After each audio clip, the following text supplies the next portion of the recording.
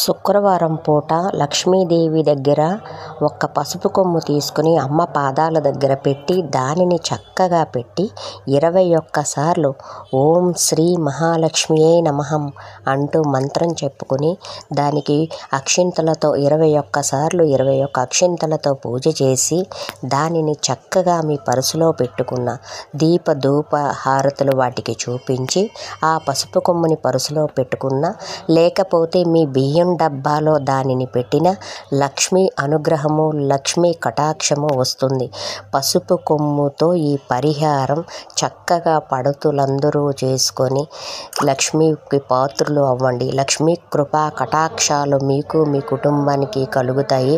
చక్కటి పసుపు కొమ్ము పరిహారం శ్రావణ శుక్రవారం ఇంకా అయిపోవచ్చింది. ఈ శుక్రవారం నాడు ఈ పసుపు కొమ్ముతో పరిహారం చేసుకొని 21 సార్లు ఈ మంత్ర జపం చేసి చక్కగా పర్సులో కానీ లేకపోతే బియ్యం డబ్బాలో కానీ దాచిపెట్టండి. శుక్రవారం నాడు ఒక పసుపు కొమ్ముని తీసుకుని లక్ష్మీదేవి పాదాల దగ్గర పెట్టి తర్వాత దాన్ని ఒక పల్లెములో పెట్టి దానికి కుంకుమ బొట్టు పెట్టి ఒక పుష్పము పెట్టి అక్షింతలతో ఓం శ్రీ మహాలక్ష్మీ దేవ్యే నమః అని 21 సార్లు ఈ మంత్రం పఠించి ఆ పసుపు కొమ్ముని పూజానంతరం దీప ధూపములైన తర్వాత మీ పర్సులో పెట్టుకోండి.